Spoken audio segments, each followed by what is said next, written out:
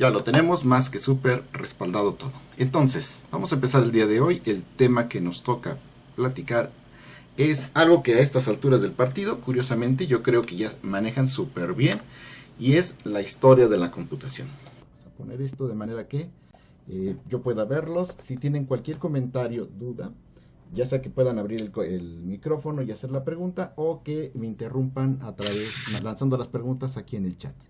¿Sí? Sí, ok, profesor.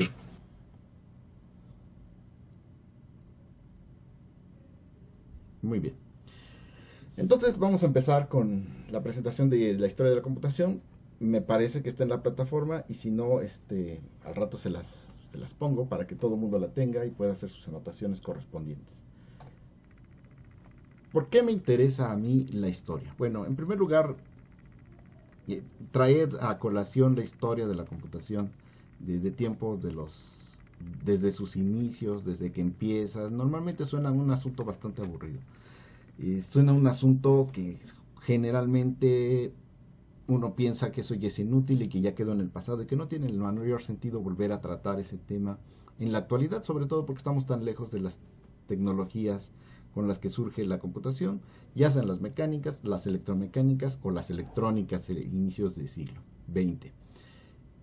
Entonces, ¿por qué tenemos que echarle un vistazo a la computación, a la historia de la computación? Bueno, hay muchas razones para ello. En primer lugar, porque, lo crean o no, hay muchas cosas en la ciencia moderna, de las ciencias de la computación, que están basadas en decisiones que se tomaron desde los tiempos de los inicios de la computadora.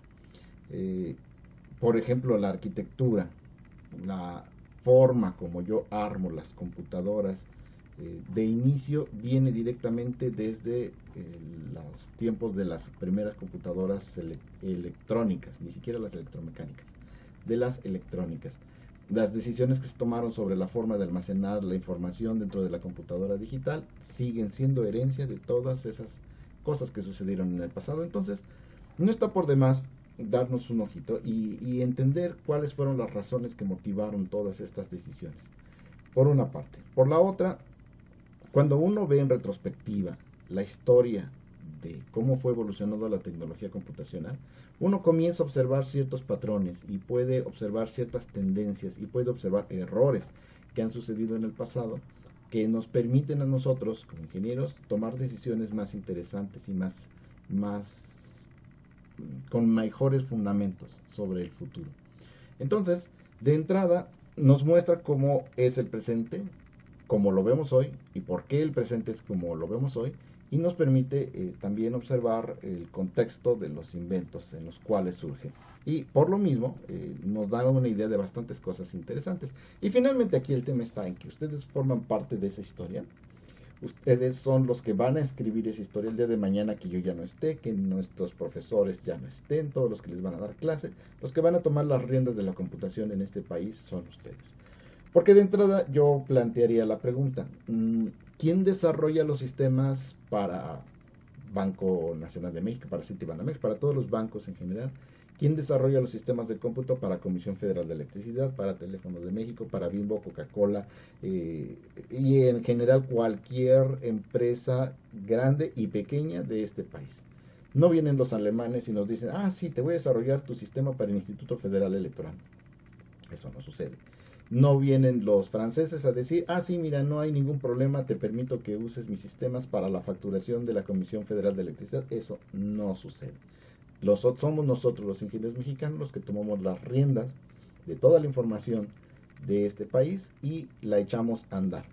De hecho, todo el gran despliegue tecnológico que ha estado sucediendo últimamente, pues viene fundamentado precisamente por los mexicanos. Y los mexicanos generalmente no solamente ejercemos ingeniería aquí dentro del país, sino que la exportamos. Tenemos muchas empresas muy importantes a las cuales acuden en América Latina e inclusive en Sudamérica, nos contratan como consultores para poder ir a esos países a armar sus soluciones tecnológicas. Entonces, pues realmente los que conforman la historia somos nosotros como parte de esta sociedad.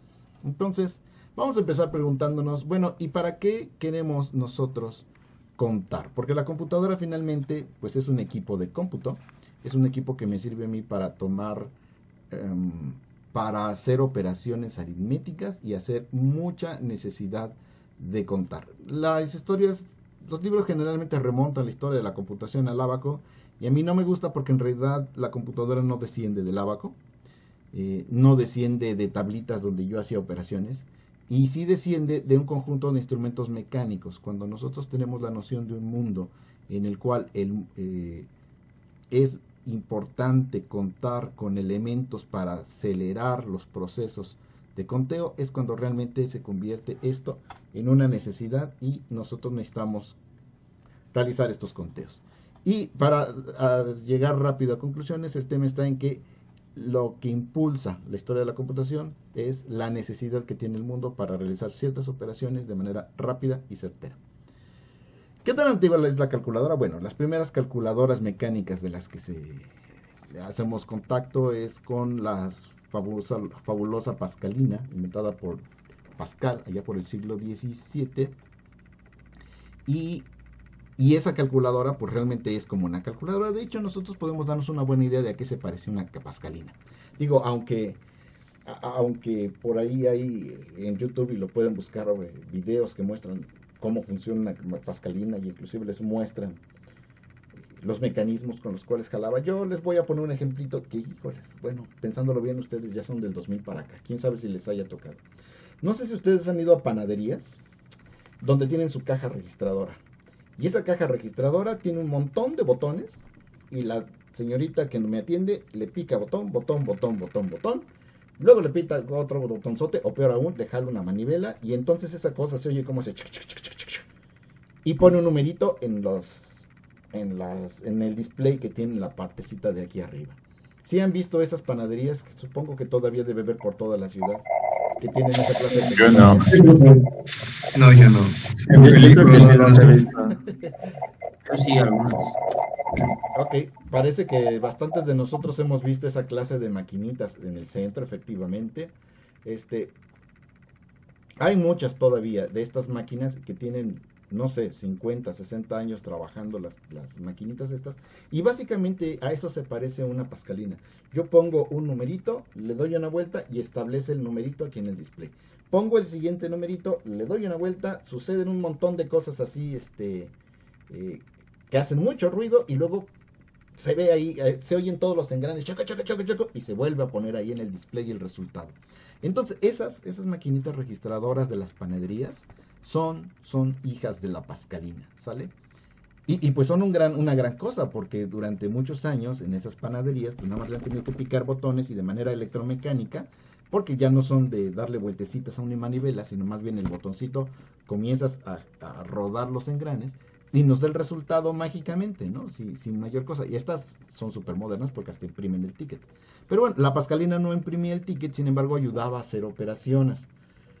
Y la pregunta del millón es, bueno, si existía un aparato que me permitía hacer operaciones aritméticas de una manera eficiente, como lo eran esas maquinitas que estamos platicando, entonces, ¿por qué IBM no tiene 300 años? Estamos hablando de que esto sucedió en el siglo XVII, es decir, allá por los 1600 y fracción. ¿Por qué no hay computadoras en la evolución que quieran desde hace 300 años? ¿Qué se les ocurre? A ver, si quieren participar, ya quedamos, pongan una X, y conforme vayan apareciendo las X, pueden participar para que no nos atropellemos. Luis, Sí, ¿me escuchas, profe? Sí, adelante. Luis Ulises, por favor. De hecho, yo empecé a leer algo sobre la historia de que había, creo que la sección era qué había pasado hoy, 30 de septiembre, y habían dicho que estaban peleándose por la patente de la computadora. Así que yo creo que debe ser por eso. Pero te aseguro que Pascal fue el único que estuvo peleándose en el siglo XVII por ese asunto. Además, ese asunto de las patentes realmente es moderno. Es cuando los inventores comienzan a sacar sus inventos y se dan cuenta que no son simples curiosidades, sino que pueden funcionar como negocio. En los tiempos de Pascal eso no sucedía como tal. Cerca la bala, pero no. Luis Gerardo.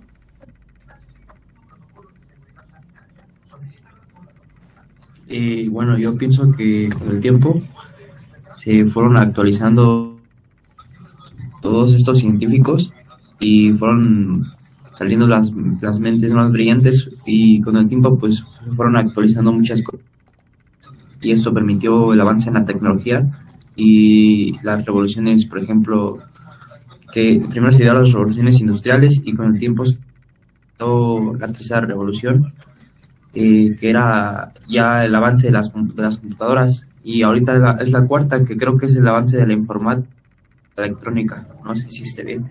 Tiene que ver con eso. O sea, realmente hemos venido viviendo una ola de revoluciones.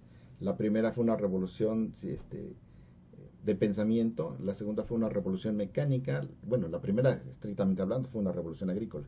La segunda es una revolución mecánica en la cual yo cambio la percepción de las herramientas y no solamente es un tema de herramientas que funcionan 100% a través de la fuerza humana o a través de la inteligencia humana, sino que las herramientas comienzan a tener mayor poder, mayor fuerza, son autónomas y eso comienza a suceder a partir del siglo X, finales del XVIII, principios del XIX. XIX es la explosión de toda la gran revolución industrial. Para el siglo XVII, ahí apenas estamos comenzando a cambiar nuestra mentalidad sobre cómo deben de funcionar las máquinas. Y lo que tenemos ahí es que este aparatito de Pascal no pasa de ser una curiosidad meramente un juguetito, y así lo veían con los científicos, como un juguetito. ¿Por qué? Porque hay que introducir numeritos, como lo estoy diciendo, hay que introducir el numerito, hacer rodar, como no había motores eléctricos, había que hacer rodar una manivelita, que es la que permitía hacer todo este trabajo, que ahorita les platico que hace ese chuncu, chuncu, chuncu, chuncu dentro de las máquinas, dentro de las sumadoras que vemos en las panaderías. Entonces, eh, todo ese asunto les parecía escandalosamente, ¿cuál es la palabra? ¿Aburrido? No, es que la palabra no es aburrido, es Absurdo. Molesto, o sea, era demasiado trabajo para el resultado que Tedioso, ¿no? tedioso, esa es la palabra, les parecía demasiado tedioso con respecto a todo lo que ellos podían hacer. ¿Por qué? Porque una regla de cálculo, lástima que, bueno, voy a comprar una regla de cálculo. El problema es que no la he armado, ya la descargué y no la he armado, y me prometí que la iba a armar. Una regla de cálculo es un instrumento que es escandalosamente más barato. Lo estoy mostrando ahora. Una regla de cálculo no es otra cosita más que una reglita, esa que tenemos ahí, que tiene un dial que se puede mover y en la parte central también se puede mover hacia un lado y hacia el otro. A mí me enseñaron a hacer operaciones con reglas de cálculo. Las reglas de cálculo utilizan las leyes de los exponentes para realizar operaciones. Ustedes saben que si yo tengo una base x a la n y la voy a multiplicar por x a la m, entonces resulta que la multiplicación se convierte en una simple suma de exponentes y obtengo el resultado. Las multiplicaciones se vuelven tan simples una vez que obtienes, una vez que tú tienes los logaritmos de los numeritos, se vuelve tan simple como realizar sumas. Y ese aparatito, así de simple como lo ven, me permite a mí, uno, obtener los logaritmos de cualquier número de manera rápida e instantánea. Y número dos, una vez que tengo los logaritmos, lo único que tengo que hacer es una suma desplazando la regleta de en medio. Si yo tengo 4 del logaritmo de uno y tengo 3 del logaritmo de otro, agarro, me muevo y los desplazo así y cuando queden unidos, en la parte de arriba aparece el resultado. Es casi magia esa cosa. Entonces la regla de cálculo, en primer lugar, era una regleta así súper chiquitita de este tamaño, no más grande que esto, y me permitía hacer cálculos de manera rapidísima, a nivel de multiplicaciones, de divisiones, por supuesto de sumas y de restas. ¿Qué es lo que no se vio? ¿Qué es lo que quité, perdón? ¿Quité la presentación? A Sí, ver, no se Es vio. que creo que no está compartiendo pantalla, profe. poco, no me digan eso.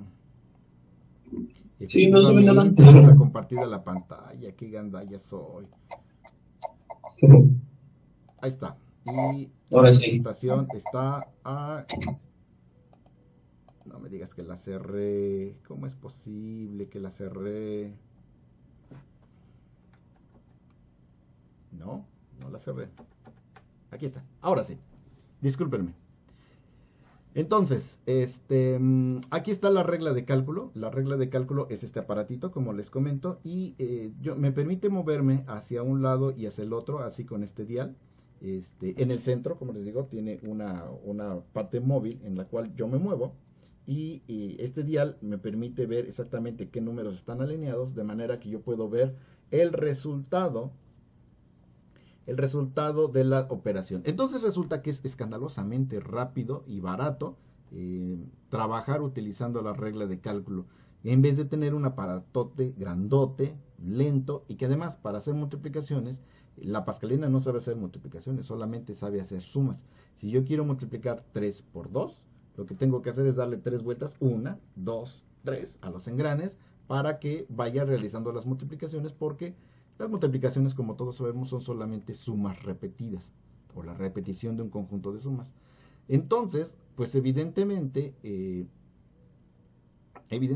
aquí el tema está en que no se vuelve efectivamente muy tedioso cuando yo tengo un instrumento que es mucho más rápido y escandalosamente más preciso. Así que todo el mundo vio el aparatito de Pascal y dijo, ya, esa cosa es bonito juguete, pero no es práctico absolutamente para nada. Así que durante 200 años la regla de cálculo fue el verdadero instrumento de trabajo de todos los matemáticos. Aquí les muestro la pascalina, y como les comento, acá tiene sus botoncitos. Entonces ustedes mueven aquí las rueditas y en la parte de arriba aparecen los números. Le pican por acá un botoncito para que se establezca y luego acá abajo le vuelven a poner el otro numerito y comienzan a dar vueltecitas, una manivelita que tiene por acá de este lado. Bonito invento, pero nada más. Y aquí está la maquinita que les estamos contando ahorita, la maquinita de las pastelerías, de las panaderías, en donde normalmente, a ver, ¿aquí suena? No, no suena. Donde normalmente hacemos estas operaciones de ir y de hacer que nos hagan la cuenta. Por supuesto, estas también son hijas de la pascalina, tienen básicamente el mismo principio de funcionamiento, solo que en vez de engranes, estas cosas funcionan electrónicamente. Por cierto, esta también es una calculadora. Lo que ustedes traen ahora en el bolsillo, antes eran así chiquitas, portables, así cualquiera la podía cargar en su mochila, ¿no? Pues qué tanto es tantito. Ok, hasta aquí. ¿Comentarios o dudas?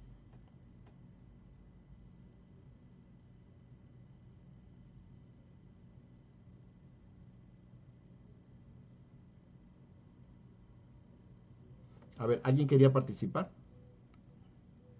Luis Alberto. Sí, profe. ¿Se escucha? Sí. Es que tengo una duda. En la pascalina dijo que abajo se apretaban los botones y los estaba contando y solo aparecen 8. O no sé si conté mal. ¿Estas bolitas? Sí. Cada una de estas bolitas es una ruedita que tiene 10 números. Entonces estos son unidades, decenas, centenas, unidades de millar, bla, bla, bla, bla, bla. Esa es la capacidad ok. de esta maquinita. No es que estos sean bits. Aquí, qué bueno que haces el comentario. Estas maquinitas funcionaban bajo sistema decimal. El sistema binario surge por otras necesidades y para las máquinas electrónicas. Pero prácticamente todos los intentos mecánicos, incluyendo la máquina de Babbage, utilizan sistema decimal. Digo, o sea, ustedes imagínense, es una rueda, pues es más fácil ponerle 10 dientes y que estos 10 dientes vayan accionando los mecanismos.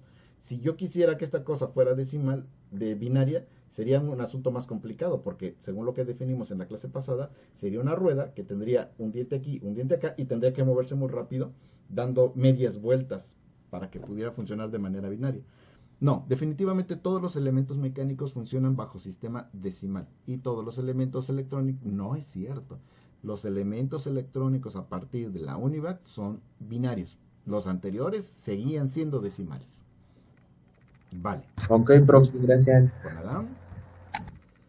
Ahora, llegamos al momento en que, pues bueno, durante 300 años no se vio la pascalina más que como un elemento de una curiosidad científica. Sin embargo, llega Charles Babbage y dice, ¿sabes qué? A mí me da inquietud crear una calculadora, porque eso de andar haciendo integrales y derivadas me da mucha flojera. ¿Por qué? Porque nosotros, por ejemplo, en la prepa nos enseñan a hacer integrales y que sácate la ecuación y que ahí está la ecuación y resuelta y con su constante y todo ese rollo. Pero en realidad el trabajo científico y el trabajo matemático no termina en una ecuación así. Lo que hay que hacer es, ok, ya me dio esta solución, ahora ponte a graficarla para ver qué clase de curva describe y sobre eso realmente examinar el comportamiento de las cosas que estoy estudiando. Entonces, pues lo que realmente estoy diciendo es de que entonces yo voy a tener una ecuación y esta ecuación tengo que ponerle, a ver, para punto 1 vale tanto, para punto 2 vale tanto, para punto 3 vale tanto, para punto 4 vale tanto, y así voy a ir realizando mis respectivas gráficas.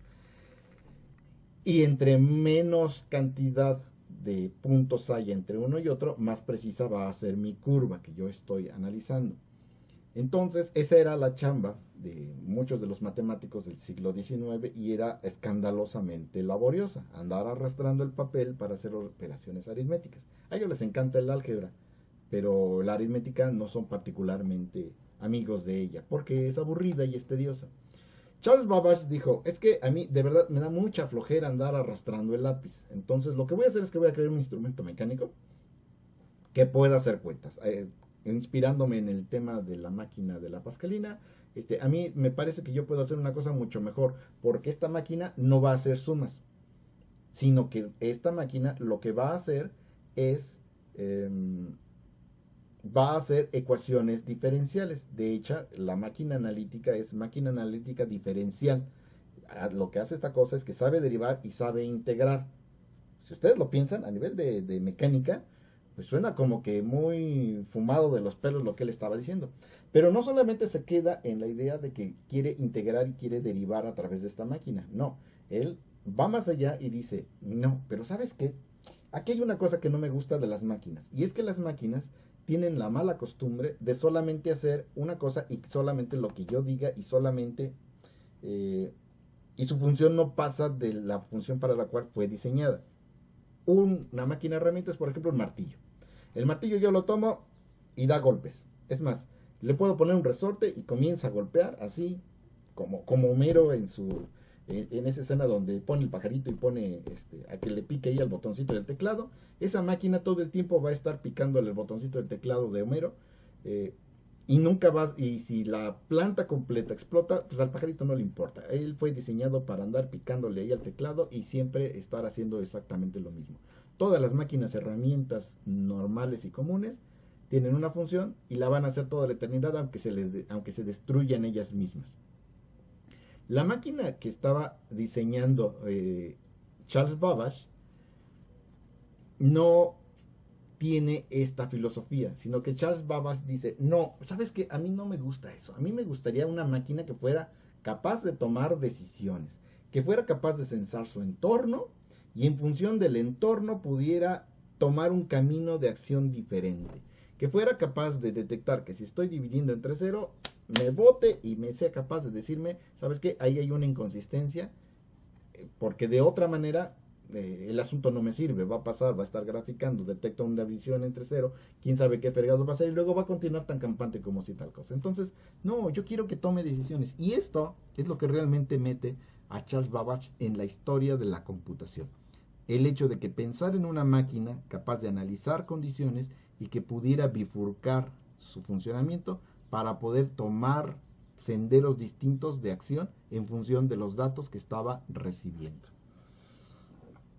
Aquí el tema está en que Charles Babbage, que era muy inteligente, también era hiperactivo y inteligente, entonces estaba construyendo la maquinita y cuando ya iba a la mitad de la construcción decía, no, pero qué tonto soy, yo puedo mejorar esto, y entonces se regresaba al papel y diseñaba una nueva computadora y entonces tiraba todo lo que ya tenía y comenzaba a construir la nueva computadora. Es decir, él iba en la versión beta 1.0.1 y se le ocurría la versión 2.0 y entonces tiraba la beta y comenzaba a construir la versión beta 2.0. No la terminaba porque se le ocurrían nuevas mejoras, tiraba eso y volvía a empezar. Aparte, que estamos hablando de mediados del siglo XIX, 1850 y algo, 1880 y algo. Durante ese tiempo estuvo trabajando y él no contaba con la capacidad tecnológica que tenemos hoy para tener engranes bien hechos. Estamos a mitad de la revolución industrial, pero no existe la capacidad para hacer... Sí, y era escandalosamente necio, y por lo mismo de que era necio, que una vez que se le metía la idea, no había manera de convencerlo de otra cosa. El tema está en que los engranes, unos engranes bien hechos, realmente no se encontraban en cualquier esquina. De hecho, ustedes ya no vivieron para contarlo. Por ahí, si sus abuelos todavía les pueden hacer la pregunta, pregunten, por favor, cuál era la fama de un reloj suizo y por qué eran tan valorados los relojes suizos. Y no hace mucho, hace 50 años. Todavía cuando yo era niño, tener un reloj suizo era así como que un verdadero sueño, porque hacer engranes tan delicados, tan finos y tan bien hechos como para que un reloj pudiera andar sin perder la hora, no era una labor que cualquiera pudiera realizar, inclusive en el siglo XX. Entonces, los suizos habían logrado esa perfección y así costaban sus elementos. A Charles Babbage sufrió esos problemas y no podía tener los materiales con la calidad suficiente para que su máquina jalara bien. La echaba a andar y de repente, como los engranes no estaban bien hechos, entonces se atoraban y tenía muchos problemas con la máquina analítica. En resumen, la máquina analítica jamás jaló correctamente. La máquina analítica no se terminó en su vida y sin embargo el Museo Británico de Ciencias tomó los planos y no tiene mucho, realmente tiene como no más de 10 años que agarraron los planos y dijeron, ¿sabes qué? A ver, vamos a echar a andar esta cosa y vamos a ver si jala o no jala. Y entonces le invirtieron un montoncísimo de lana, porque son un montoncísimo de engranes, y la armaron. Y la cosa más maravillosa es que sí jaló. De hecho, creo que les puse el video de la máquina analítica funcionando, ¿no? Creo que se los puse ahí en la plataforma, no lo recuerdo. Ahí está la máquina analítica. De hecho,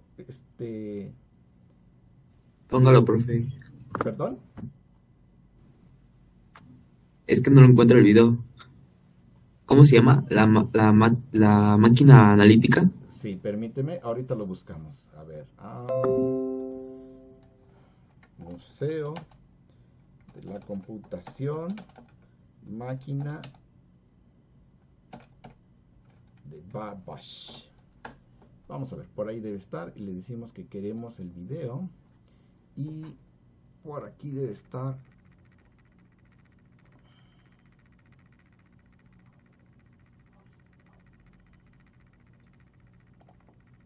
A ver si está aquí. No. Les busco el video y se los pongo. Computer History.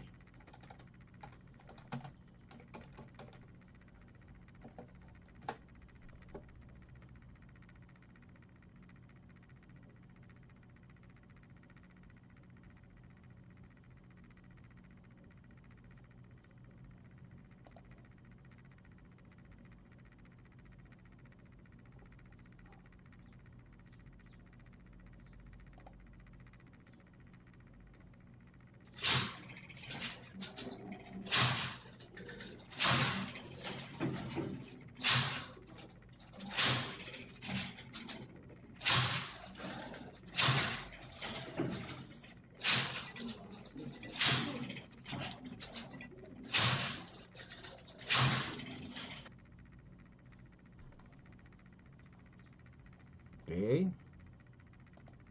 Entonces, como pueden ver, es una máquina tremenda. Que lo más divertido es que hasta impresora tiene. Aquí este hombre le da vuelta. Todos estos son los engranes que están moviéndose para realizar las operaciones. Y aquí en esta parte de acá pueden ver la impresión de los resultados. Hay un video mucho más completo y mucho más bonito. Se los voy a buscar. Es del Museo de las Ciencias de la Computación también. Pero pues no me lo trajo a la primera. Así que lo busco y se los pongo. A ver, vamos a ver.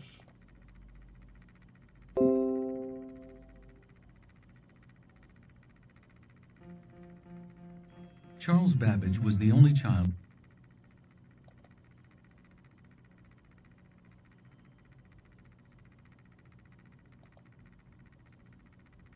Sí, más o menos. Yo se los busco. Les pongo el que está chidito y se los pongo. A ver, vamos a ver esta otra.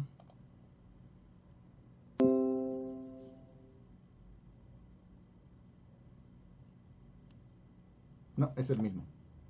Alright, yo lo busco, no se preocupen. eso es lo de menos. Estábamos en... Ok, déjenlo anoto porque si no se me va a olvidar. El video de Charles Babbage.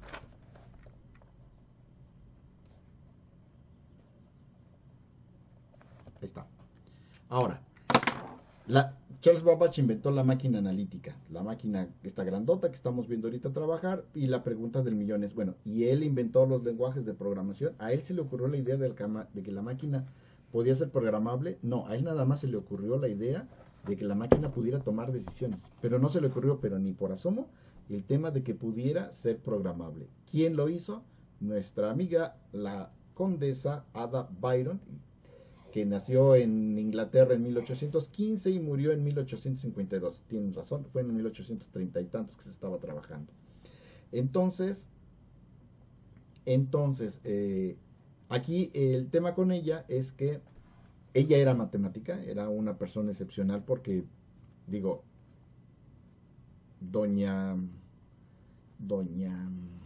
ay, se me fue el nombre.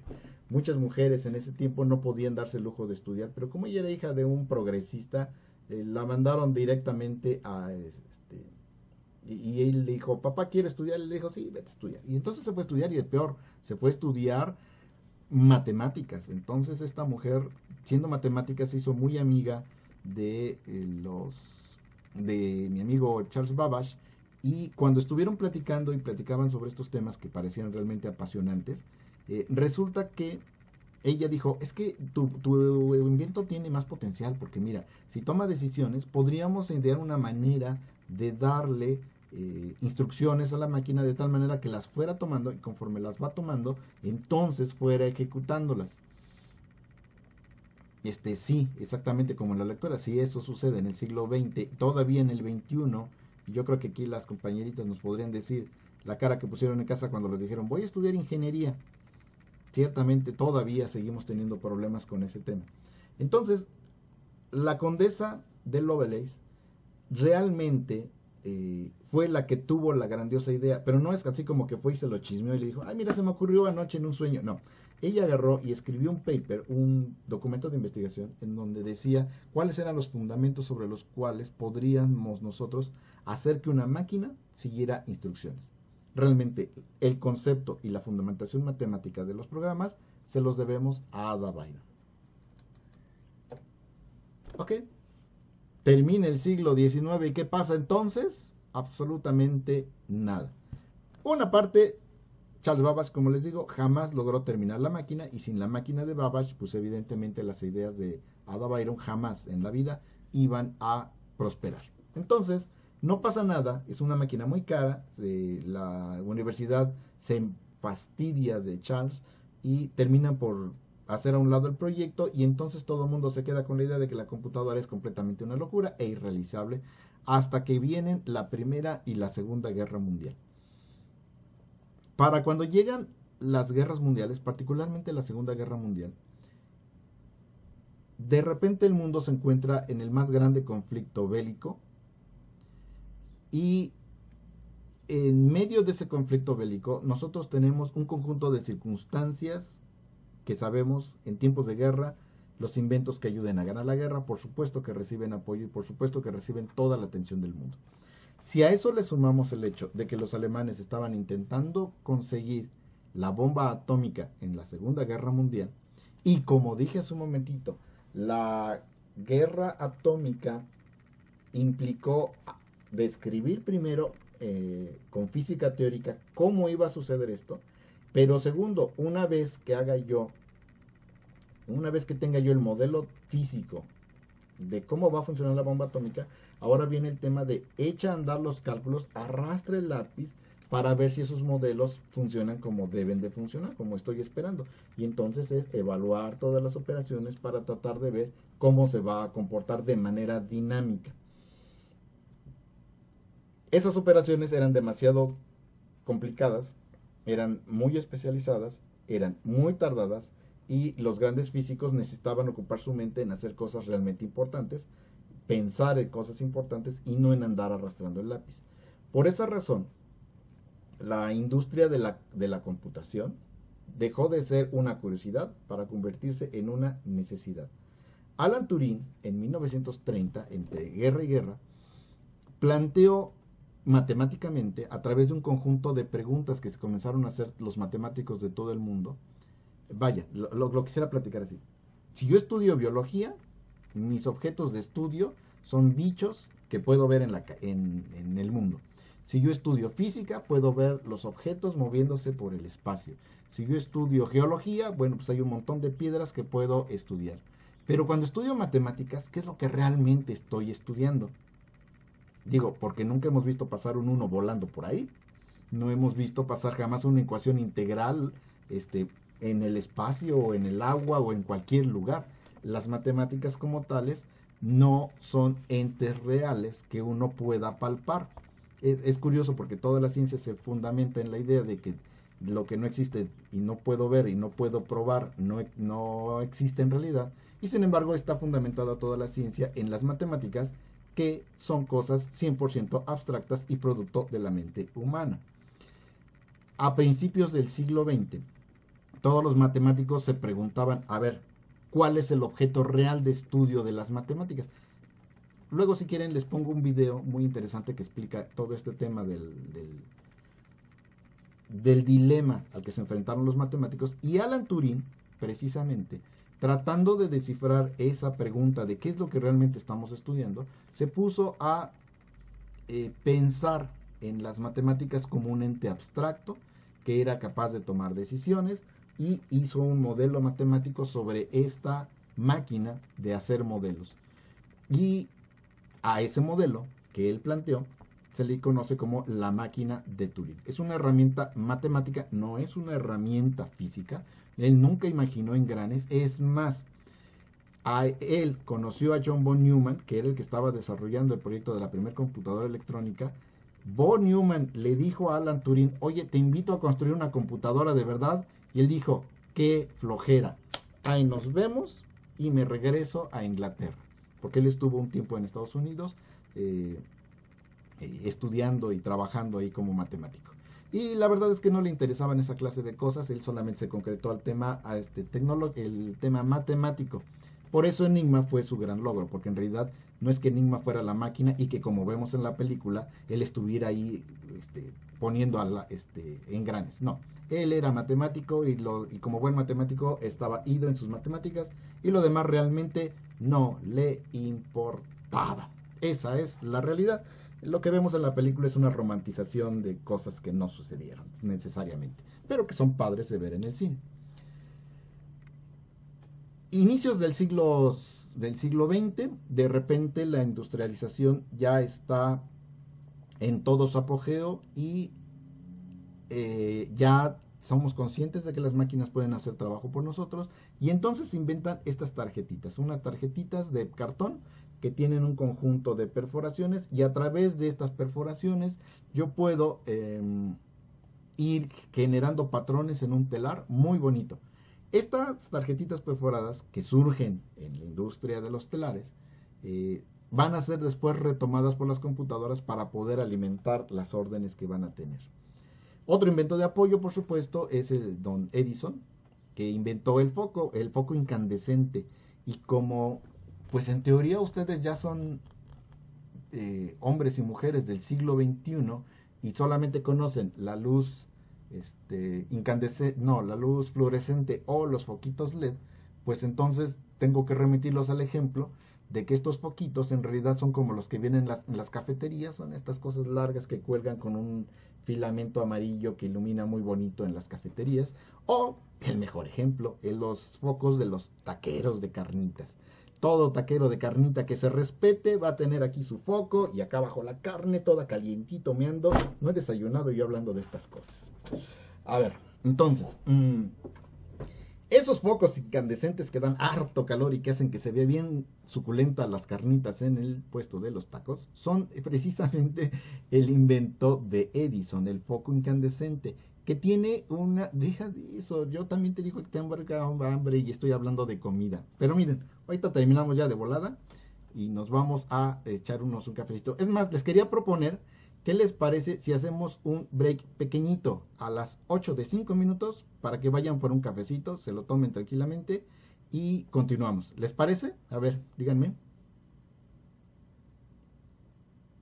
Va, sale. Entonces, así le hacemos, también para que no se nos haga pesado.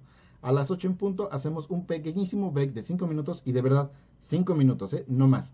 Van por su café, se lo toman y regresamos todos. Ok, sale. Entonces, Edison inventa el foco y este foco tiene este filamento de tungsteno y como se calienta un montoncísimo, lo que sucede es que comienza a desprender electrones.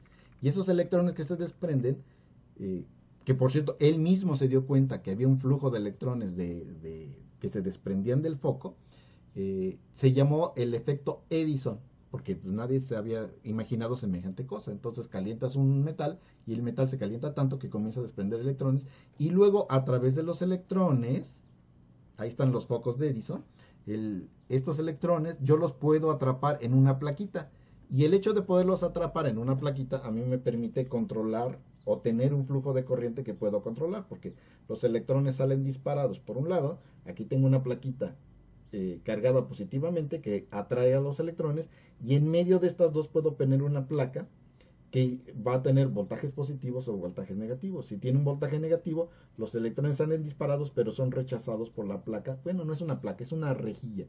Es como si fuera una tela de un... de un colador. Imagínense la tela de un colador que cargo negativamente y entonces los electrones que salen disparados pues son rechazados por la plaquita negativa. En cambio, si en la telita pongo una carga positiva, atrae a los electrones, atraviesan la telita y van a parar a la otra plaquita. De esa manera se inventa un dispositivo amplificador, porque en realidad la placa que voy a poner aquí con voltaje no necesita tener una gran cantidad de capacidad de corriente, basta con que tenga voltaje. Y eso me permite a mí tener una llave de electrones que me permite amplificar corrientes eléctricas y permiten la creación de este dispositivo llamado bulbo. Acá hay un invento, aquí estoy mostrando unos bulbitos, tal y como eran conocidos. De hecho, tal vez ustedes todavía hayan tenido por ahí contacto con un radio de bulbos de su abuelito, de su tatarabuelito, que todavía funciona. Tal vez, ¿sale? Toda mi niñez fue con bulbos. ¿Qué le vamos a hacer? Yo vengo de una época de bulbos. En 1942, otra matemática, Rosa Peter, publica un libro llamado Teoría de números e infinito, basado en buena parte en las ideas de Charles Babbage. En ese momento, las computadoras electromecánicas estaban comenzando a nacer. Y esta mujer publica este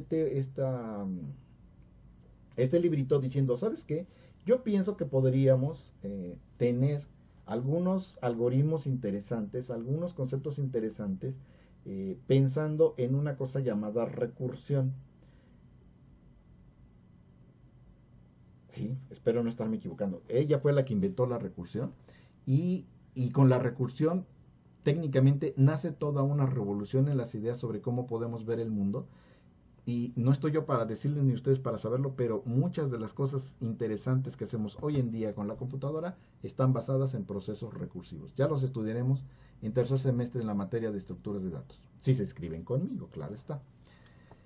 Cuando llega la guerra nuclear hacia el 40, pues empiezan los proyectos para hacer estas operaciones mucho más rápidas.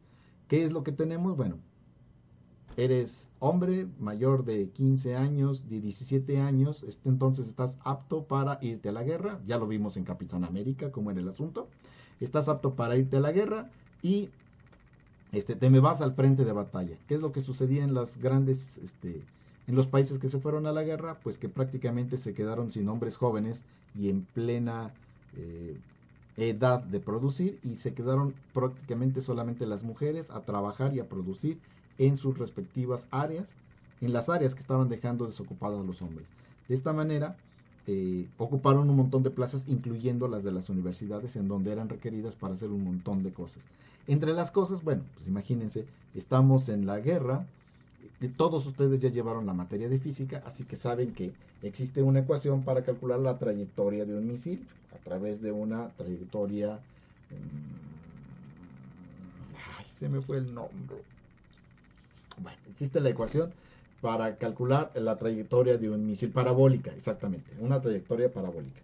Entonces, yo disparo el misil y ustedes lo saben, ¿qué cosas me pide la ecuación para calcular el movimiento parabólico? Me pide velocidad inicial, me pide ángulo de lanzamiento. Entonces, imagínense que yo estoy en mi tanque y yo veo que allá está el enemigo y claramente puedo decir, pues está como a 200 metros.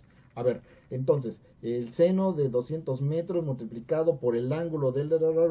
entonces lo debo disparar, súbelo 4 grados y dispárale. Voy a andar así en la guerra, calculando y arrastrando el lápiz para hacer los cálculos de cómo debo subir o bajar el tanque para que les dé con el misil allá a los enemigos. No lo voy a hacer, evidentemente. Lo que se hace es que con un librito lo abro y, ok, 400 metros, aquí dice que debe estar a 23 grados. Ponle 23 grados y dispárale. Esos libritos de trayectoria balística y de misiles se elaboraban en alguna parte y no los elaboraron los matemáticos varones, sino que contrataron un montón de mujeres y esas mujeres hacían los cálculos de todas las curvas y de todas las distancias y de todos los ángulos posibles, que eran los que conformaban estos libritos para cada uno de los tanques, y los llevaban los soldados a la guerra. Estas mujeres reciben el nombre de las mujeres calculadora, así de despectivo como suena. Entonces estas calculadoras humanas o estas computadoras humanas arrastraban el lápiz y por supuesto ocasionalmente el cansancio obviamente te lleva a eso, se equivocaban en algún numerito y como se equivocaban en algún punto, entonces pues el resultado era que había pérdidas o que había imprecisiones o que había cosas erróneas en los manuales y había que estar corrigiendo constantemente porque somos humanos finalmente, ese es el tema. Los científicos se dieron cuenta de todas estas clases de necesidades y dijeron, no, necesitamos una máquina que sea capaz de hacer estas operaciones, que haga los cálculos balísticos, que haga los cálculos para la bomba atómica. Realmente ahora sí necesitamos máquinas que sepan contar, que lo hagan bien, que lo hagan sin errores y que no necesiten de la fuerza humana para trabajar. Necesitamos que sea automático para que genere un montón de operaciones. Y es por eso que las calculadoras electrónicas se vuelven una necesidad en el mundo, porque estamos en un tiempo de guerra y realmente necesitamos que tener herramientas para poder ganar la guerra. Y eso sucede en ambos lados del frente, tanto en Inglaterra, Estados Unidos, como en Alemania, donde en todos lados se comenzó a dar impulso a la creación de estas calculadoras electrónicas. Mauchly, que aquí está presentado cuando en la época de los 40-50 fue el pionero en la construcción de estas calculadoras electrónicas. Y quisiera comentar que la mayor parte de los primeros intentos eran mezclas entre relevadores, engranes y electrónica. O sea, no fue como que, voy a construir una computadora y entonces ponle un montón de bulbos y ya va a jalar. No, realmente fuimos migrando desde los conceptos mecánicos que heredamos de la Pascalina y de Charles Babbage y fuimos sustituyendo poco a poco las piezas con elementos electrónicos. De las primeras calculadoras electrónicas, por supuesto, fue la EDVAC, que está en el límite entre la calculadora y la computadora. Llamo calculadora a un elemento en el cual yo pongo mis operaciones y me da un resultado y de ahí no va a pasar. Mientras que llamo computadora a una máquina que ya es capaz de tomar decisiones y que yo le puedo programar, que puede tomar distintas rutas de procesamiento. En la foto que podemos observar aquí, vemos que la EDVAC es una máquina que no es particularmente chiquita. De hecho, cada uno de estos racks contiene los soclos para poder enchufar los respectivos bulbos, que son los que realmente hacen una determinada operación. Lo más probable es que en un solo rack de estos, que es donde se alcanzan a ver un montoncísimo de bulbos, no tuvieran más allá de 2 o 3 compuertas lógicas, y entonces para realmente hacer una computadora necesitamos montones y montones y montones de bulbos. ¿Es una calculadora o es un tanque? Esta es una calculadora chiquita. Bien, aquí está una imagen de las calculadoras, en este caso es la ENIAC. Observamos que de aquí y hasta el fondo y de acá hasta por acá son como nuestros servidores. Y quiero hacer aquí un paréntesis. Durante muchos años nosotros vimos fotos, y digo vimos porque me incluyo a mí, Yo veía fotos de las calculadoras de esos tiempos y veía siempre un montón de personas operándolas, pero generalmente eran mujeres, así que suponíamos que las personitas que aparecían en las fotos no eran más que modelos que estaban ahí, que las pusieron por bonitas a trabajar para la foto, ¿no? Acá está lo que podríamos llamar el monitor de la ETSAC.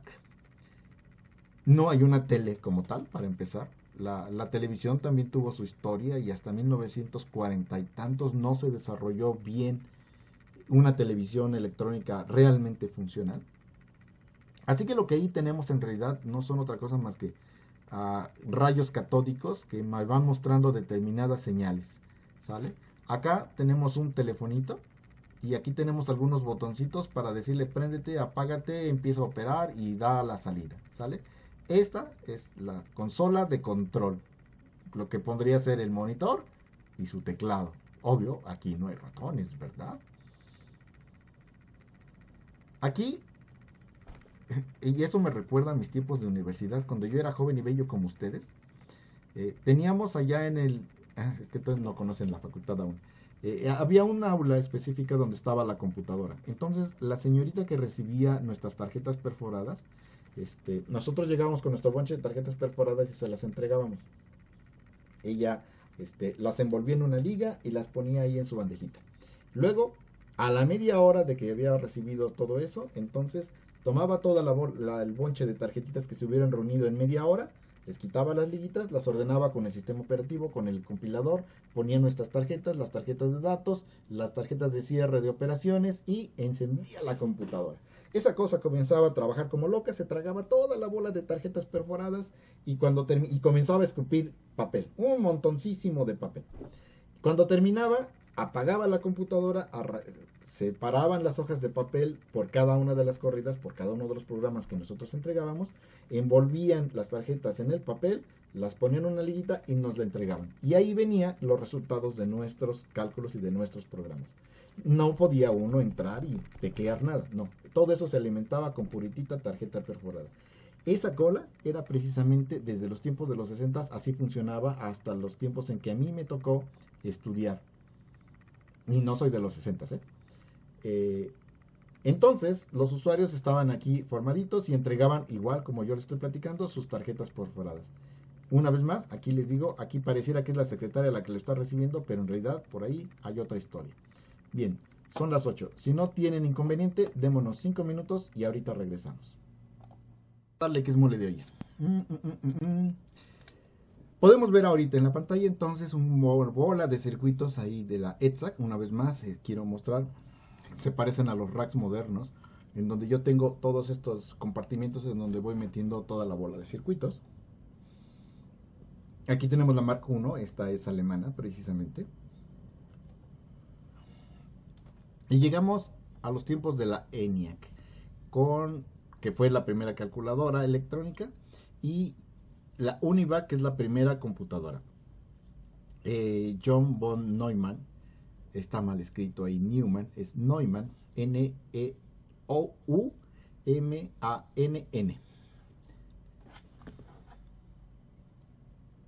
A ver, porque así dice uno y uno siempre dice, la voy a corregir. ¿Y cuál? ¿Dónde estás? ¿Dónde estás? Aquí estás. El nombre correcto es Neumann. Ahí está. Entonces, John von Neumann es un gran ingeniero, también es un gran matemático, y al finalizar la guerra, reúne a todos los grandes pensadores, toda la gente que está trabajando en temas de computadoras y calculadoras electrónicas, se reúnen en un simposio y les dice, oigan, ¿qué les parece si nos ponemos a fabricar una computadora 100% electrónica, 100% autónoma y 100% computadora? No una calculadorcita, sino una computadora como tal. Y entonces de ahí comienzan a surgir un montón de ideas y él propone lo que se conoce hoy a la fecha como el modelo arquitectónico de John von Neumann, o de von Neumann para los cuates. Esa cosa Ay, pero es que no conocen la FES, ¿cómo le hacemos? Pero sí conocen los edificios en sus respectivas escuelas y facultades. Eh, sí, lo voy a corregir también, caramba. Pues es que uno a veces, entre el trabajo y otras preocupaciones, luego lo hago muy rápido y lo escribo así de rápido y me digo a mí mismo, lo voy a corregir después y nunca lo termino de corregir. Ok, entonces, la Univac es una máquina pequeñita, del tamaño de un edificio de una de sus escuelas, de cualquiera de sus escuelas. Utilizaba entre 15,000 y 18,000 bulbos dependiendo de la fuente que ustedes consulten. Y ahí sí quisiera pues, ser enfático en el tema. Déjenme ver. Permítame un segundito porque yo aquí justamente tengo esto. Fíjense qué cosa tan hermosa. Este es un bulbo. Este es el tamaño de un bulbo. Este ya era conocido como un mini bulbo. ¿Sale? Fíjense el tamañito de esta chiva. Aunque los bulbos de esos tiempos, este ya es un bulbo moderno, es un bulbo de los 60. Los bulbos de los 40, 50 son inclusive así de altos. Son unas cosas muy grandes. Tienen un montón de patitas. No sé si se alcanzan a ver todas las patitas. Aquí les acerco para que vean las patitas. ¿Sale? Ah, sí, pero es que debe de verse, mira, ahí ¿cómo se llama? En tu Classroom tienes unos botoncitos aquí abajo que te permiten cambiar el diseño de la pantalla. Entonces ahí lo que tienes que hacer es mostrarlo para que te permita verme y a la vez se vea el resto de las cosas. Voy a cambiarlo entonces. Voy a dejar de presentar tantito para que todo el mundo lo vea. Ahí está. Y ahora sí yo también veo lo que estoy mostrando. ¿Vale? Ahí están toda la bola de patitas del bulbo. El bulbo tiene aquí arribita una especie de coronita. No se alcanza a distinguir muy bien. Pero arriba tiene como una coronita de ángel. Ahí medio se ve. ¿Sale? Y esta cosa gris son las placas que yo les platicaba hace ratito. Una vez más muestro las patitas. Entonces aquí adentro, creo que en este tal vez se ve un poquito mejor. Es que no alcanza a enfocar, como está enfocando el fondo. Pero medio se ve ahí el circulito arriba, que es precisamente lo que recibe los electrones, la placa y por supuesto la bola de patitas. ¿Qué es lo que hace esta cosa? Recibe... A ver.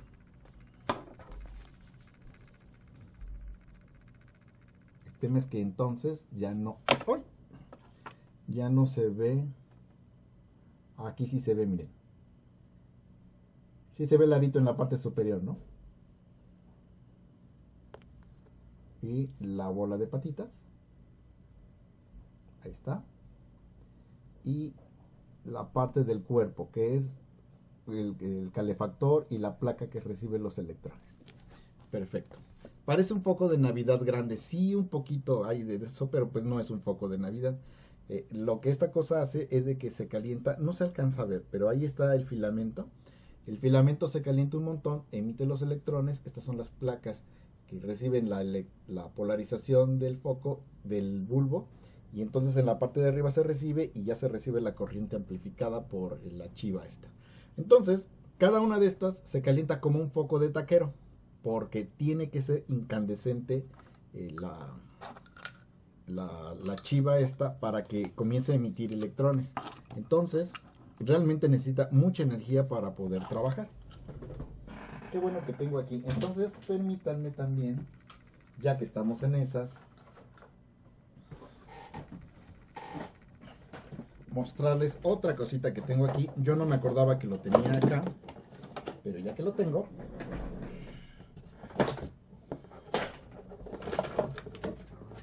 un momentito.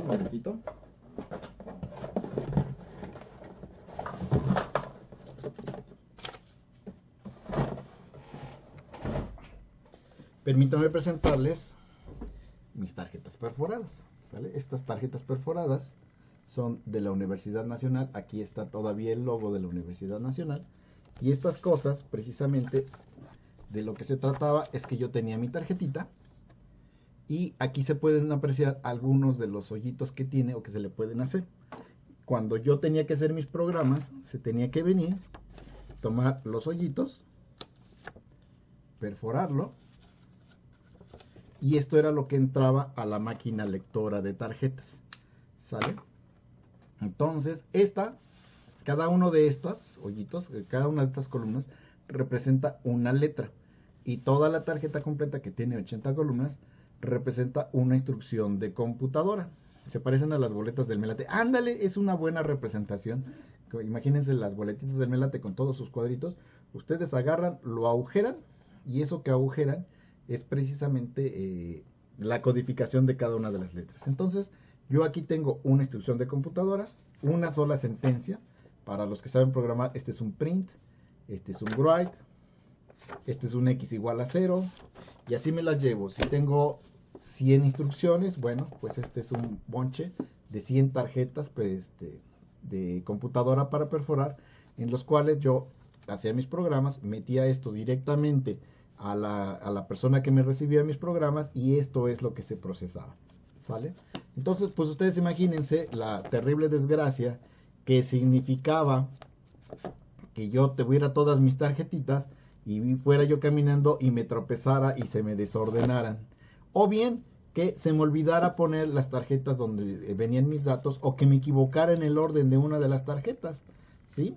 Porque obviamente aquí el tema está en que yo metía mis tarjetas y si la computadora decía, oye, ¿qué crees? Tu print está mal, o bien no asignaste bien esta tal o cual cosa, pues lo que ahí sucedía era que yo tenía que ir a la máquina ponchadora, así se llamaba, la perforadora de tarjeta, la ponchadora, metías tu nombre, metías tu tarjetita, escribías tu instrucción, le dabas punch, y entonces jalaba la tarjeta limpia, le hacía las perforaciones, pasaba del otro lado y ya la tomaba, y yo la tenía que intercalar en el lugar correcto.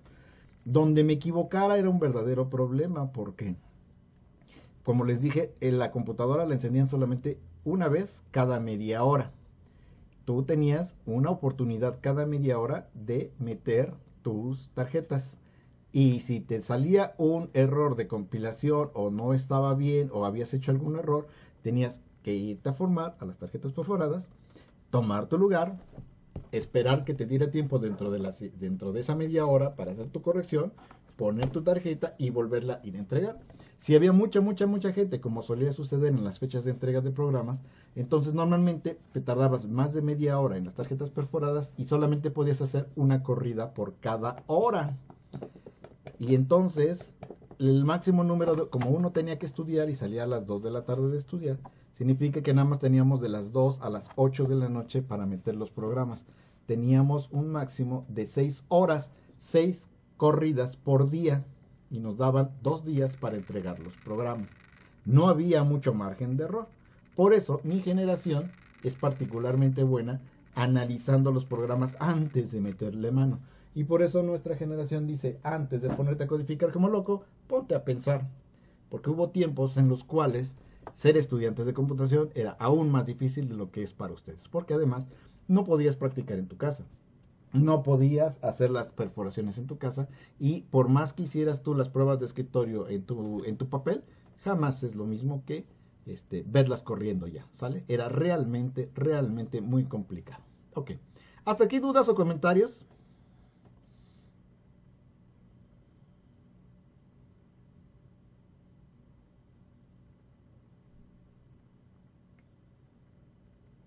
Vale.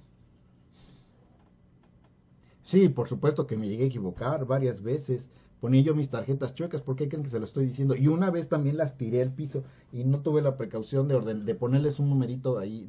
Le poníamos numeritos con lápiz en una esquina para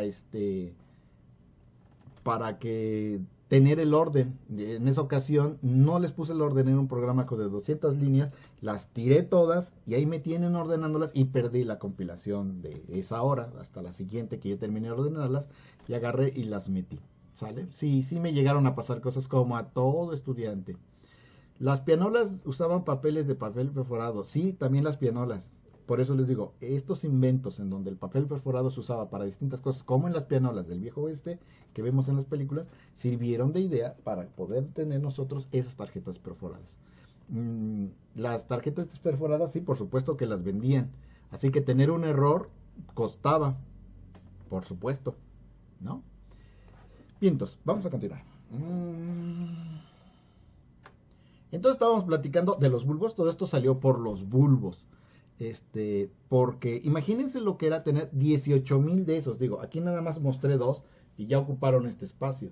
Tener 10, pues ya ocuparán este espacio. Tener 18,000 es una cantidad enorme, enorme.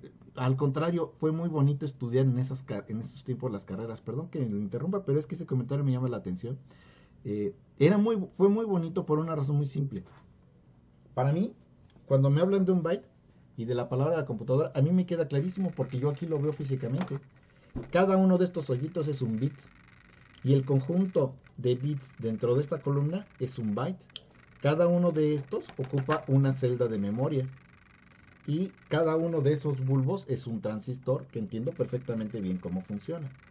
Yo crecí programando en estas chivas y programando en Fortran. Y luego de que programé en Fortran, vi el surgimiento de la PC. Yo vi las primeras PCs cuando llegaron a México y a partir de ahí he visto el crecimiento de toda la computación. La computadora la entiendo perfectamente bien porque además yo construí una computadora de cero, de nada. Compré todos los transistores y todo lo que fue necesario y la armé completita desde el teclado hasta el monitor. Cosa que hoy por hoy a ustedes les cuesta mucho más trabajo imaginarse haciendo en esa clase de cosas. Entonces, yo sí hice un sistema mínimo, yo doy la materia de compiladores, yo sé cómo se escribe un compilador y sé cómo se escribe un sistema operativo y por lo tanto, para mí fue maravilloso porque entonces no era tan complicado como hoy, ¿sale? Inclusive llegué a hacer mi propio mini sistema operativo Windows con ventanitas y manejo del ratón y todo el asunto utilizando directamente interrupciones al microprocesador. Las computadoras modernas para mí no tienen secretos porque yo, como empecé desde los bulbos, pues realmente fue mucho más amable la tecnología y no era tan compleja como lo es hoy. Y hoy por hoy, ustedes si quieren construir algo, pues en realidad lo compran ya prefabricado. Ustedes lo que hacen es compran su plaquita de Arduino, la conectan. ¿Qué hace el bloque Arduino? Pues quién sabe. A mí dicen que lo meta así, lo conecte así y ya jala. Pero en realidad son cajas negras, no saben cómo funciona. Yo sí supe. Así que no, a pesar de todos los obstáculos que tuvimos como estudiantes, yo amo haber estudiado en esa época porque me dio las bases, todas las bases muy bien fundamentadas de por qué la computación es como es y no de otra manera. Vientos. Vamos entonces a regresarnos acá. Entonces 18,000 bulbos son una cosota muy, muy, muy enorme, con una gran cantidad, un enorme gasto de energía. Cuentan las malas lenguas, es una leyenda negra que existe en la computación, que han negado muchas personas, que cuando echaban a andar la Univac, que estaba cerca de la ciudad del Álamo, la energía completita bajaba en los hogares y de plano, y hubo un momento en que tuvieron que hacerlo en las horas de la madrugada, la encendían a las 12 de la noche para que la ciudad la apagaban completamente y entonces echaban a andar la computadora y además tenía un doble objetivo. Si los aviones alemanes se les ocurría atacar las instalaciones donde estaba la computadora, pues no podían localizarla porque la ciudad estaba a oscuras. Eso es lo que dicen las leyendas negras. Los norteamericanos dicen que no es cierto, que no era así. Entonces, la Univac tenía fabulosos 100 kilobytes de RAM. ¡Wow! Muchísimo, ¿verdad? No tenía disco duro, por supuesto, los discos duros se inventaron mucho después. Funcionaba por 5 minutos continuos porque con tanta energía y con tanto calor se fundían los bulbos y ya no dejaban de trabajar. Y por último ocupaba la ciudad, la electricidad ella solita. Hay otros videos donde afirman esto. No estoy compartiendo la pantalla, ¿cómo crees? ¿Por qué no me dicen eso antes? Tu pantalla completa. Esta, compartir. Discúlpenme. Ah, pero no era este. Es este. Va. 100 kilovatios de RAM y aún así se fundía. Sí, sí. Pues es que es mucha energía y son muchísimos bulbos. ¿Sale? Y ocupaba la ciudad, la electricidad completa de una ciudad. Era una cantidad bestial de energía la que ocupaba. De hecho, miren, genera tanto calor. Digo, si dos focos de taquero, cuánta energía generan. Cuando nos acercamos al puesto siempre sentimos el calor que irradia del puesto de tacos. Imagínense, con dos focos solo imagínense 18,000 focos. ¿Qué cantidad de calor puede llegar a generar? Estas cosas se refrigeraban con agua. Pasaba el agua por tuberías, el agua fría, y salía hirviendo de las instalaciones. Y cuando encienden estas computadoras, hay unos bichos, yo creo que ustedes los conocen, hay unos bichos que les encantan los lugares calientes. ¿Cómo se llaman? Cucarachas creo que se llaman. ¿Sí o no? Las cucarachas les encanta el calorcito y los lugares donde hace calorcito. Y la Univac era un lugar que casi era el paraíso de las cucarachas. Además, como ya lo vimos, pues en realidad cada una de las patitas se alambraba con un alambrito y se jalaba otro alambrito porque no existía eso de los circuitos impresos. Eso se inventó 20 años después. Entonces, las cucarachas estaban viviendo muy felices en la Univac cuando de repente encendían la cosa esa, comenzaba a circular corriente por los circuitos y las cucarachas se despertaban, se desaletargaban, comenzaban a correr por todos lados y entre patita y patita, pasaba una cucaracha, pasaban por donde estaba el voltaje que les daba la posibilidad de calentar el filamento y entonces se achicharraban. Y entonces, discúlpame, vale. No importa, de todos modos tú grábalo. Se achicharraban y la computadora dejaba de funcionar correctamente. Entonces había que apagarla, entraban los ingenieros, se ponían a buscar panel por panel y con una pincita quitaban el insecto en cuestión y lo tiraban a la basura. Y a ese proceso le llamábamos el proceso del debug. Porque ¿cómo se dice bicho en inglés? Se dice bug. Entonces, para quitar los insectos decimos debug.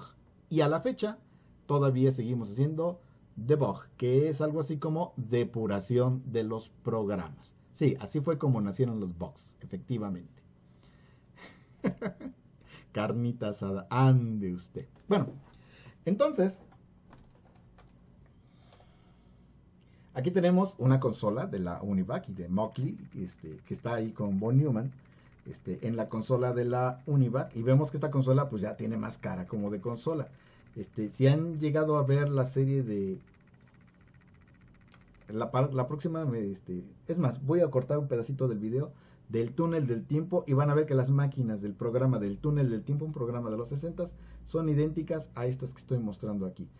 O mejor dicho, estas cosas se parecen harto a las computadoras del Santo, las que platicábamos en alguna ocasión. Todos hemos visto las películas del Santo y normalmente en las películas del Santo aparece el científico loco con una computadora de esas. No, esa era una computadora, la pura consola. Este es el monitor, toda esta parte es el monitor y aquí podemos ver el teclado, ¿sale? Que se parece bastante ya a un teclado moderno. Aquí está otra vez el tablero de control, Von Neumann posando en el tablero de control, de la Univac precisamente. Aquí tenemos otra perspectiva del tablero de control. Este era el panel en donde yo programaba la computadora, ¿sale? O uno de los paneles en donde yo podía hacer la programación de la computadora. Ahí vemos a esa chica que está posando en el panel. Y como les digo, esas son las fotos que yo vi cuando era joven, cuando era chamaco. Y pues yo pensé que era la modelo que estaba vendiendo ahí la Univac, hasta que después descubrimos que el tema no era así. Aquí hay otra vez dos muchachas trabajando en la computadora, en los paneles respectivos. Aquí está examinando este panel, lo retiró, luego lo va a volver a introducir y va a estar chambeando. Por acá también están revisando parte de las cintas que chambean, ¿no? Aquí está Von Neumann revisando algunos de los circuitos y podemos observar cómo no existe nada parecido a un circuito impreso. Realmente cada una de las patillas de los bulbos se conecta con un alambre físico hacia las resistencias, condensadores y a los otros bulbos dentro de la computadora. Aquí está un detalle de uno de los paneles. Normalmente los vemos de frente, ¿sale? Donde está todo bonito, los bulbos arreglados. Pero esta es la parte de atrás. Yo creo que hasta hemos visto muchos memes sobre las redes. Aquí se ven cada uno de los bulbos que conforman y la bola de cables que conectan cada uno de esos paneles de circuitos.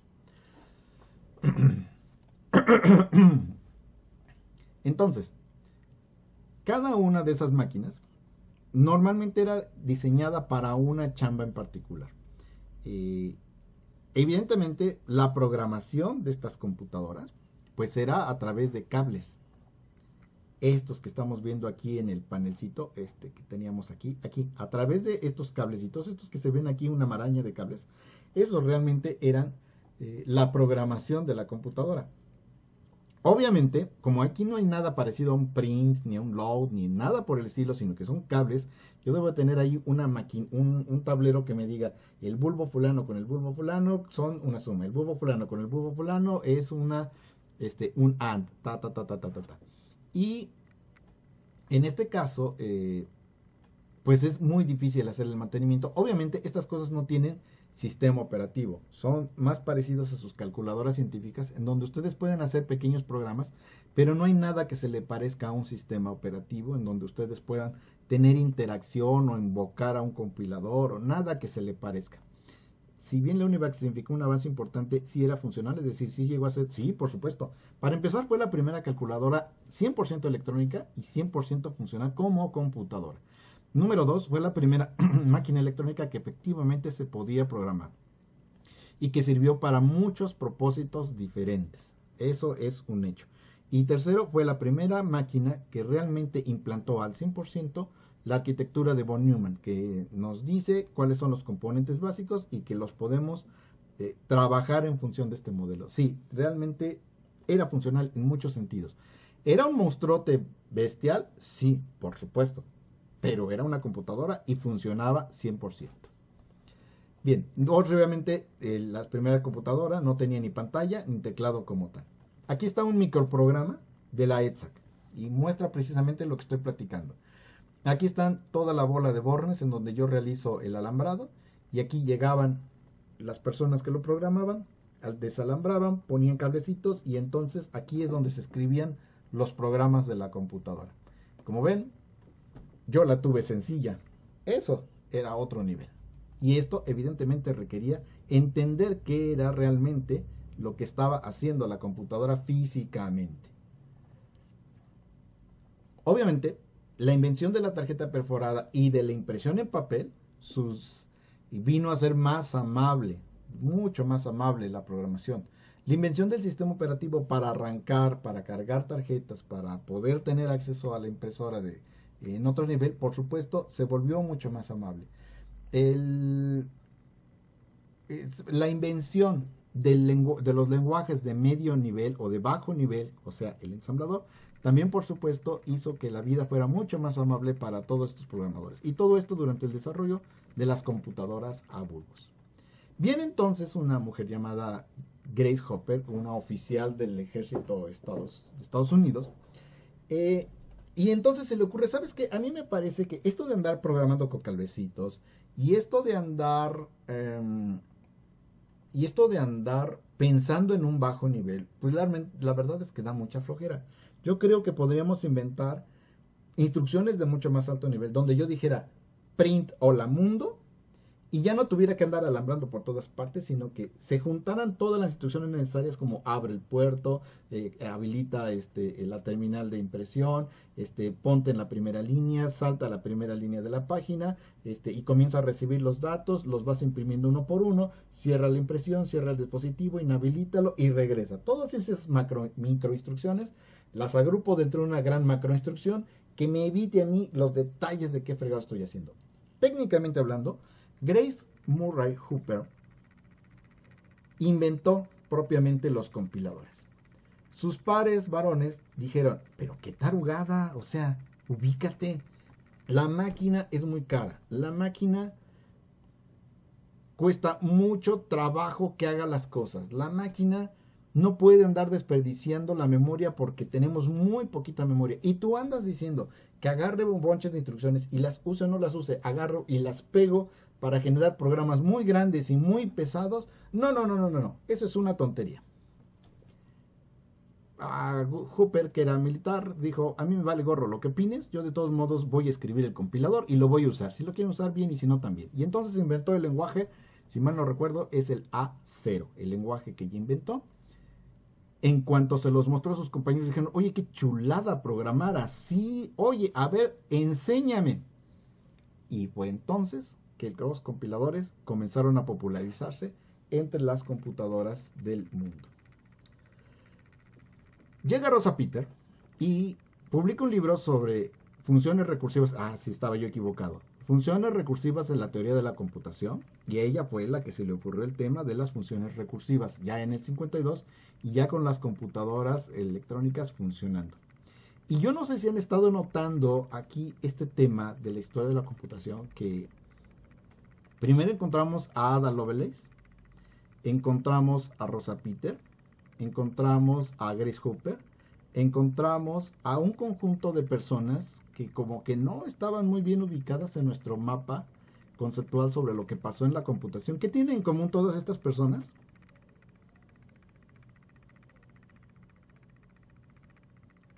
Sí, son mujeres. Se dan cuenta que en realidad el software está avanzando en la historia porque prácticamente todas ellas son mujeres. Las ideas más importantes en las ciencias de la computación, con algunas claras excepciones como el mismo Babbage, como el mismo Turing, como von Neumann, una muy buena parte del trabajo importante en computación vino por las mujeres. Las mujeres tienen un lugar muy importante en la historia de la computación. Todo este tiempo las mujeres han tenido un papel muy importante porque no solamente es el tema de que estuvieran en la parte de atrás desarrollando las teorías. Como les acabo de comentar aquí, acá en esta foto, por ejemplo, vemos a dos mujeres que están trabajando. Resulta que las dos son ingenieras y realmente hasta principios del año 2000 salieron sus nombres y salieron que ellas realmente eran ingenieras y estaban trabajando y tenían todo el conocimiento para realizar las labores que ahí se ve que están realizando. No eran modelos y no eran secretarias. La que se vio por acá, ella también, de hecho ella la conocemos en una foto completamente diferente. Ella fue la que creó el código con el que el Apolo 11 viajó a la Luna. Aquí parece la modelo que está presentando la maquinita, pero en realidad no es la modelo, resulta que es la ingeniera que crea los programas y que los desarrolla. ¿Vale? Sí, claro, también están guapitas todas estas mujeres, pero aquí el tema es que son las chicas inteligentes las que están detrás de la computación moderna como la conocemos hoy en día.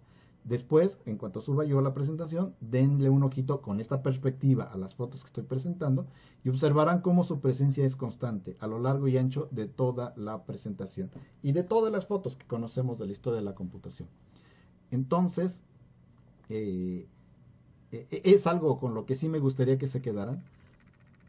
Miren, la verdad es que seguimos siendo un pueblo machista. Y decimos, no, yo sí soy bien progre, no hay ningún problema, las mujeres tienen derecho y esto y lo otro. Hasta que tienes una jefa por mujer. Y es cuando te das cuenta realmente de si eres o no eres machista y qué tanto aceptas que una mujer te dé instrucciones. Es complicado, de verdad sí es complicado. Y hasta el que menos le aflora su machismo, le guste o no le guste. Así que yo se los planteo para que lo vayan pensando seriamente en el caso de los varones y en el caso de las damitas para que realmente también se vean en ese punto, en esa posición. Van a ser mujeres que van a estar lidiando con hombres y yo sé que en la carrera lidian con todos sus compañeros. Yo sé que en la carrera tienen que lidiar con todos sus compañeritos y que luego no es sencillo, pero ciertamente van a llegar a posiciones en las cuales las van a calificar de inmediato. Claro, obtuvo la gerencia porque es chica. Claro, le hizo ojitos al gerente y por eso consiguió el aumento de sueldo. Entonces siempre van a estar en el banquillo de los acusados, tristemente, ¿no? Entonces solamente es un tema de reflexión. Nosotros como compañeros de las compañeras debemos comenzar a pensar en verlas de otra manera. No son las que se colaron aquí en ingeniería, sino que realmente son una parte fundamental de la historia de nuestra carrera. Ok. ¿Dudas o comentarios? Sí, les voy a pasar el PDF, por supuesto.